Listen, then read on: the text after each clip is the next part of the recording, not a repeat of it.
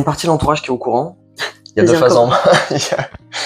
Il y a moi, qui je suis, et donc j'ai envie d'en parler à qui je veux, mais il y a aussi le fait que on est ensemble depuis 19 ans avec ma femme et que du coup on a les amis en commun et que 90% des gens qui sont mes proches sont ses proches aussi.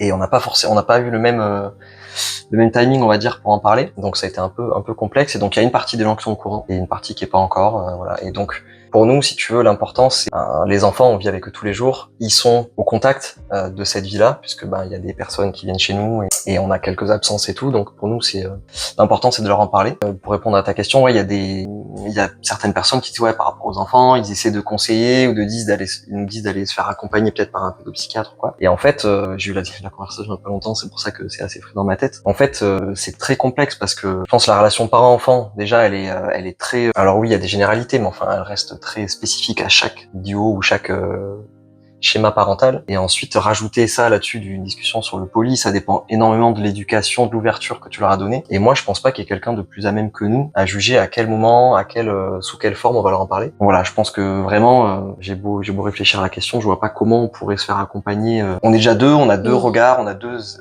analyses et on se compare et on s'entraide beaucoup là-dessus. Et je pense que voilà, le moment est venu. Déjà, maintenant que c'est très clair pour nous, parce que tous ces schémas, vraiment aller au bout du bout et se dire voilà comment on fonctionne et a priori ça va peut-être bouger demain, mais quand même on est dans les grandes lignes, on a notre schéma qui est fixe, qui est figé. Donc maintenant on se sent armé pour aller leur en parler. Et après, ça reste une relation de confiance et une relation à nous d'interpréter ou d'anticiper comment ils vont réagir, est-ce qu'ils sont prêts, et puis après, il faut se lancer. Hein. Ils ont quel âge actuellement? Ils ont bientôt 9 ans et 10 ans. Fin de la période d'école primaire. Ouais. Avant d'entrer au collège. Et du coup, vous avez un âge où vous avez envie d'en parler, ou vous pensez que ça va venir dans la conversation? Là, maintenant. Ouais. On voulait le faire depuis, ça fait quelques mois qu'on en parle. Et en fait, on veut le faire dans un cadre où on va être que tous les quatre pendant un moment. Donc, on va profiter de vacances. On va partir en vacances, se mettre au vert et tout. Super. Être que tous les quatre. Non.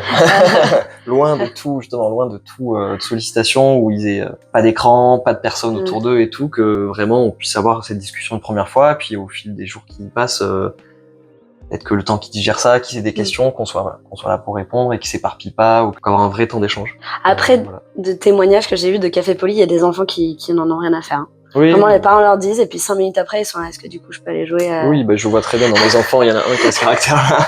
Et eux, ils sont vraiment, ça n'a pas l'air de changer absolument rien pour eux, ils s'en fichent. On n'a jamais eu de témoignage d'enfants où ça s'est mal passé, donc je vous souhaite que ça se passe très bien, je doute que ça se passe mal. Au pire, ils sont surpris, et après c'est à l'école, du coup, là ils sont assez grands pour comprendre aussi si eux veulent en parler ou pas, j'imagine. Oui, après je pense que c'est là-dessus que ça se joue. Après, le fait qu'ils acceptent ou pas, ou que ça a un impact sur eux, leur philosophie relationnelle, ça on peut pas trop juger. Puis de toute façon, comme le reste, qu'on en parle ou pas, ils vont faire leur exploration de leurs expériences. Par contre, sur l'aspect d'en parler, je pense que nous on veut vraiment avoir une relation de confiance avec eux et on veut pas mettre une chape de plomb là-dessus. On veut pas leur dire que c'est un sujet tabou. Par contre, on va leur dire voilà, on vous confie quelque chose qui est de l'ordre de l'intime, qui nous appartient à nous. N'hésitez pas si vous avez un besoin d'en parler, d'exprimer. Mais par contre, pour respecter notre intimité, dites-nous avant, j'ai besoin d'en parler à mes copines, j'ai besoin d'en parler à mon oncle, ma tante, à mes grands-parents. Et nous, on se permettra de vous dire, ça nous embête parce qu'ils sont pas au courant, ou de plutôt avoir ce truc-là de, c'est ok, parlez-en si vous en avez besoin, mais juste respecter notre intimité. Et voilà. C'est cette relation de confiance qu'on instaure aussi sur d'autres sujets depuis longtemps et où on va la mettre à l'épreuve là, tu vois.